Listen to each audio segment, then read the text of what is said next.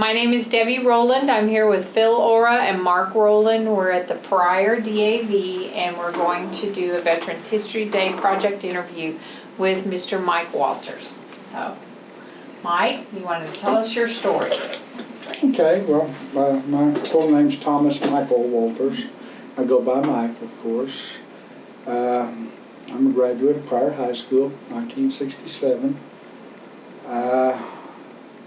I volunteered for the United States Navy because I had been working in a machine shop, was actually a tool grinder. And they would not even give me a physical because I was born with asthma. So I went up and volunteered for the draft because I figured, you know, I'd get that over with and then I could get a good job. Well, they didn't turn down much in those days. So I ended up going to basic training, AIT and APC in Fort Polk, Louisiana. And I had gotten married in January of 1968 and went into the Army in May of '68. Went through all my training and everything and went to South Vietnam in October of 1968. Was up in the I Corps, or the northmost area. Base camp was Chu Lai. I got to see it twice, once when I got there and once on a stand down. And we worked all through I Corps. I've been up to Da Nang and Hue, spent a lot of time on the Laotian border, and was a light weapons infantryman with the 196th Light Infantry Brigade. We stayed out in the field constantly. We would come in on a forward fire support base once in a while. We lived on sea rations and water. I carried an M60 machine gun as a gunner and got friendly with a lot of guys there who were in the unit. We saw action, and it's not like you see on TV. You may go for days or even a week or so and not make contact when you're out walking through the jungle. And then all of a sudden you'd have contact, and it could be from 5 minutes to several hours.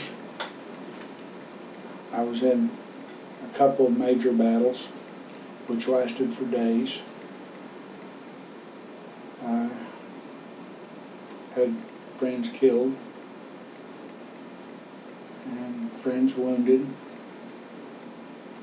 And I saw lots of things I would not like to see any kid have to see anymore. But Vietnam was actually up in the mountains. It was a very beautiful country. There was a lot of nasty bugs and snakes and stuff, but those monkeys, but really it was a pretty place.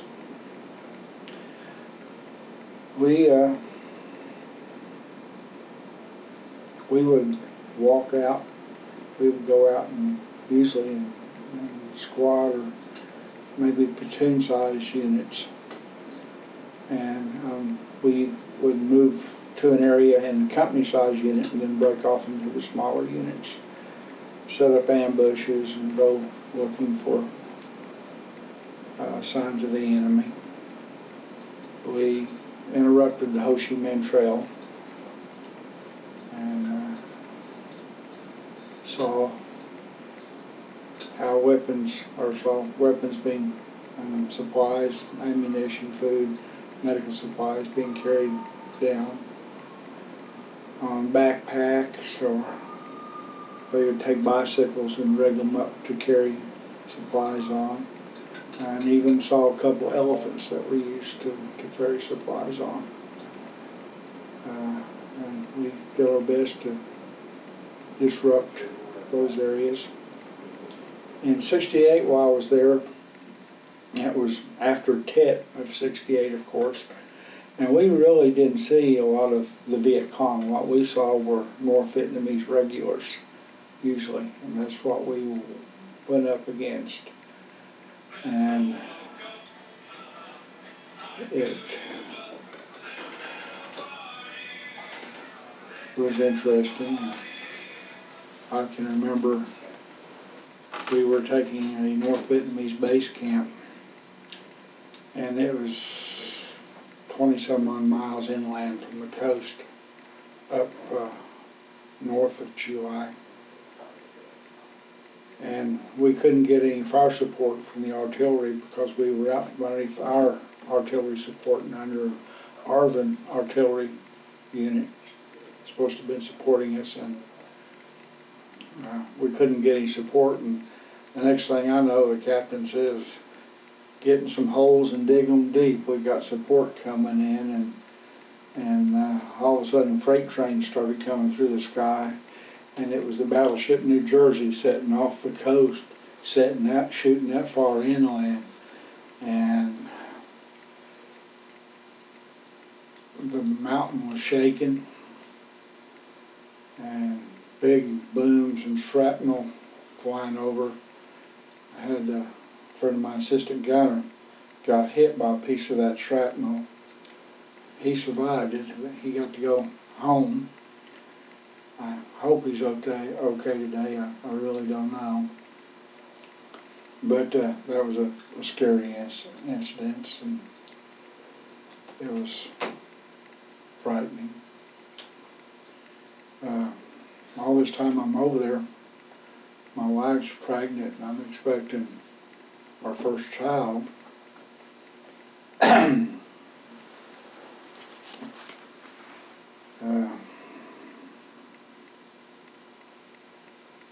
But yet, you kind of push that back out of your mind and pay attention to what's going on around you, and you develop, it's kind of like a family in the unit out there in combat. Well, it is a family. Not kind of, it is a family. And you learn to rely on each other. You know real quick who you can trust and who you can't trust. Most of the guys you can't trust. Color, race, religion doesn't mean a damn thing. The only thing that means anything is you got on that OD green uniform. And seen some people take some awfully big chances to bring in their brother, their friend, their brother. If they've been hit, pulled back. We had this one little medic, little bitty scrawny guy, 120 pounds.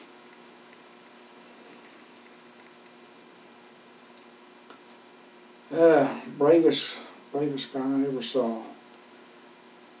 I saw him go out and drag people or go out to where people were wounded when he really put his life at risk. I can't even describe how things were going on at that time. I saw a lot of really brave individuals. And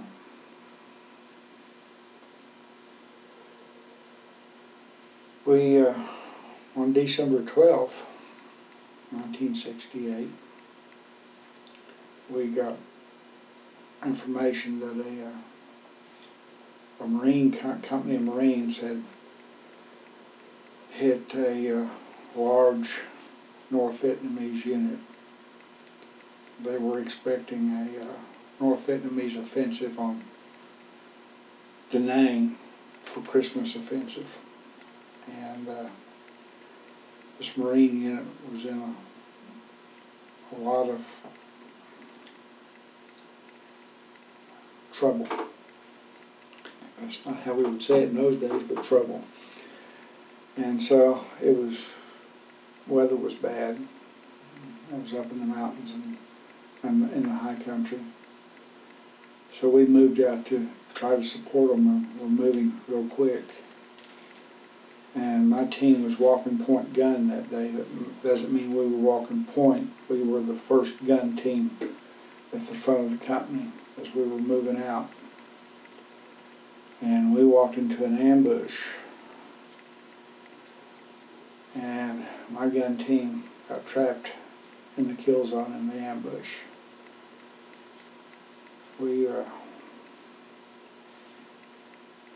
My assistant gunner was hit in the groin. Ammo bearer was hit. I was hit. And it was pretty tight there. At this point, we were within 3 to 4 foot of the enemy when they opened up on us. But all my guys, the last I saw, went out alive. Medevac birds. And I was the last one out of the kill zone. Laying down and covering fire so the guys could get out. I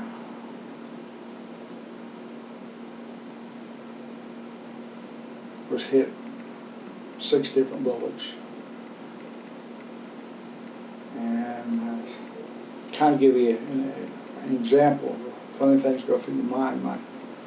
My left arm, I got 3 bullets in the humerus, the large bone in the arm, and it blew it about 4 inches of bone or so out of it. And just basically blew it off. There was just a few pieces of skin and muscle holding it on.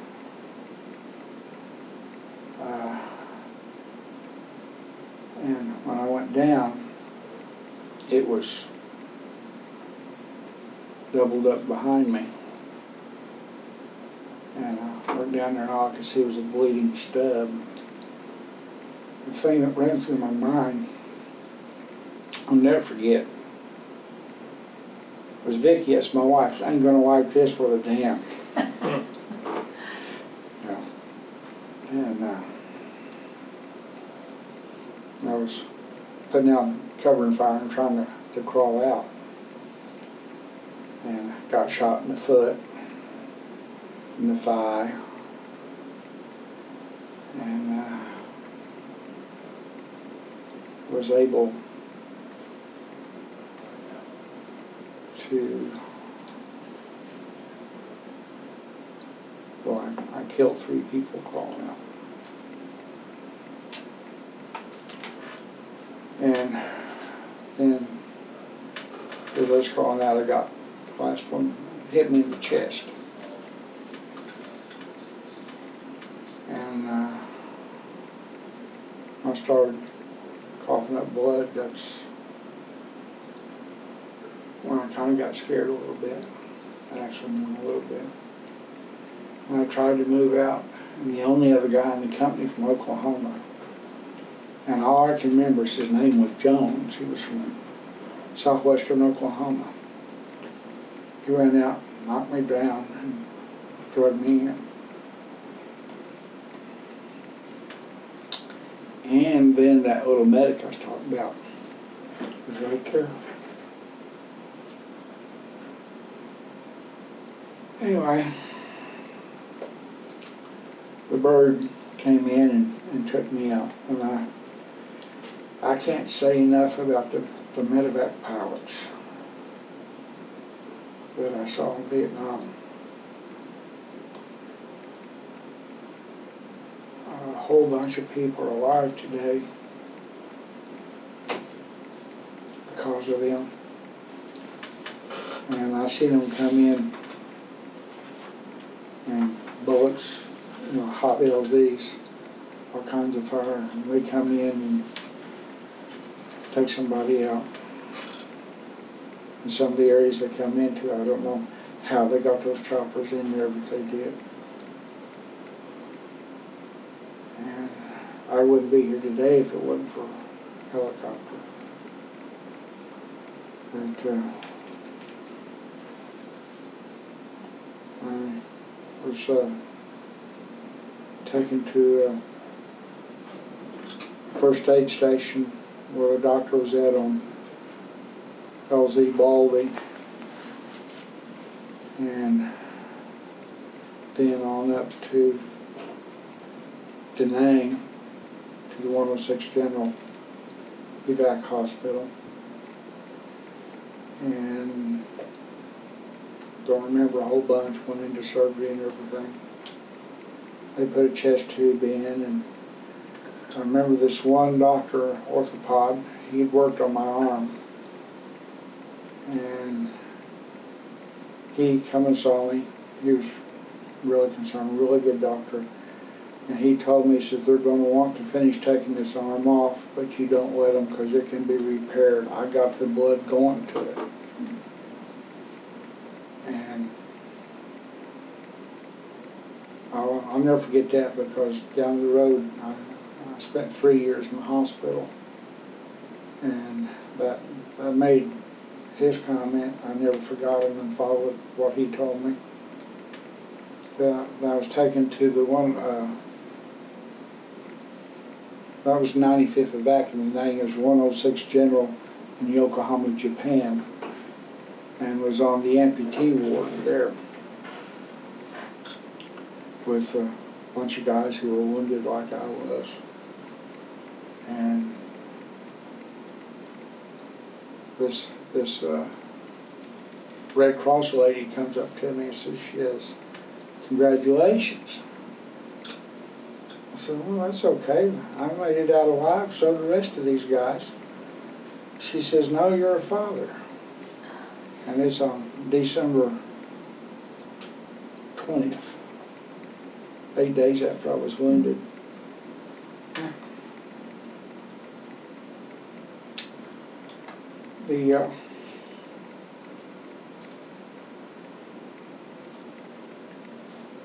Our Daily Times sent me a picture of Scott, the baby.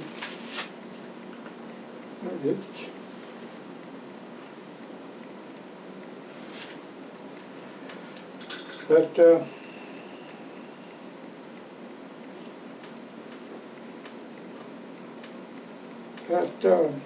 being in there in the hospital, in that ward, made a big impact on me. And then the other hospitals, I was sent to, finally ended up at Reynolds Army Hospital, Fort Sill, where I had several surgeries. And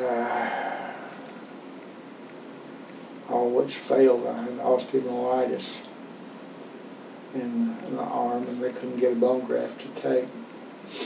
So they retired me from the Army medically after a year and a half. And I was sent to the VA hospital in Muskogee, Oklahoma. Dr. Mingle was the orthopedic surgeon there. And I remember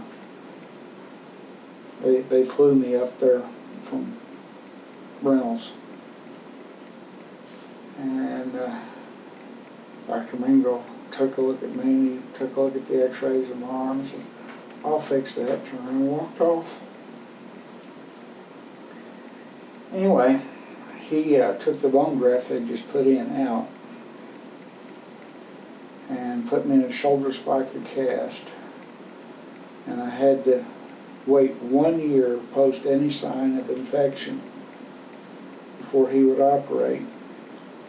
And then he went in and he shortened the arm 3.5 inches, put in bone chips, went back in the shoulder spica, and it healed, no infection. And I had a radial nerve palsy, and he did one of the first tendon transfers because I had a limp hand. And that allows me to raise the hand and rotate somewhat. I could still grasp, but I couldn't extend fingers or anything.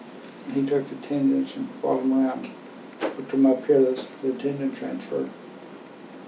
Anyway, I finally got out of the hospital and had this chance to go to college, which I'd never had before.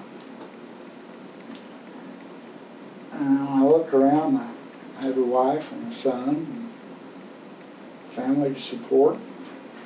Wanted to make the most of my life. So I decided to go to nursing school because when I look back at what I had been through, the people who had really made the difference was the nursing staff.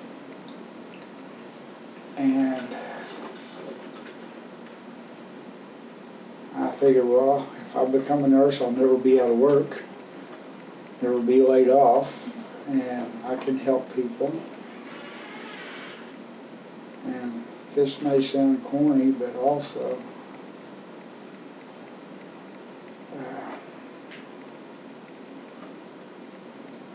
I thought it was a way I could make it up to God for the people I had killed. If I did this, if I helped people, and really especially my brother veterans who would need the help.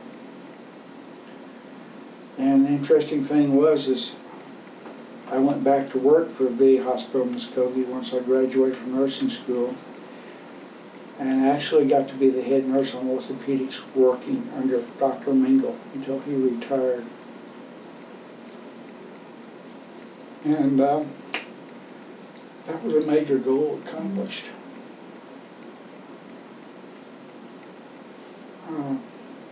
Met a lot of people who really made an impression on me over the years. And he was definitely one of them. Other doctors, one in Vietnam, and nursing staff and people.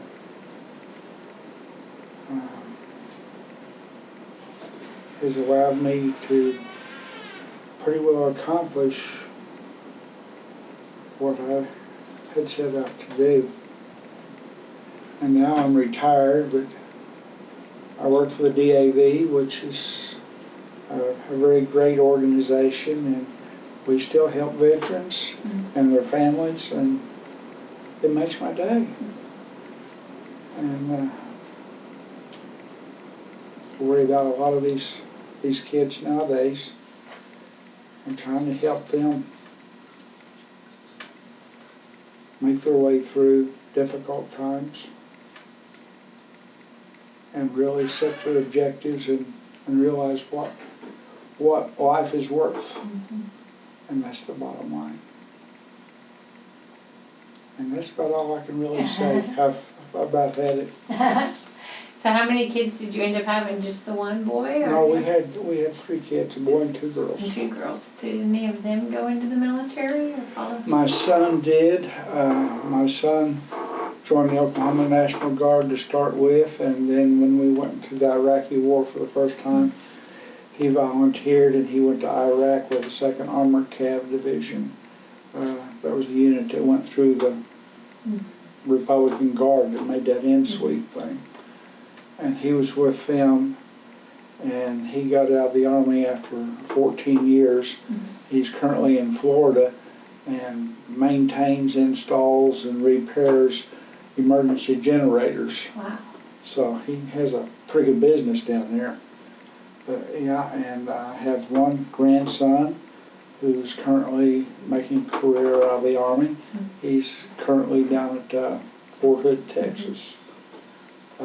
My father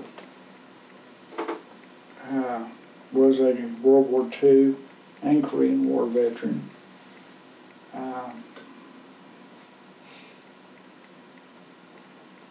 So, yeah.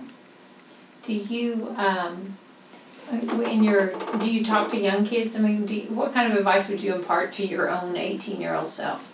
Would you have done everything you did, or would you have changed your path? I think I really have nothing to change, well, a few things, odds and ends, but overall, no.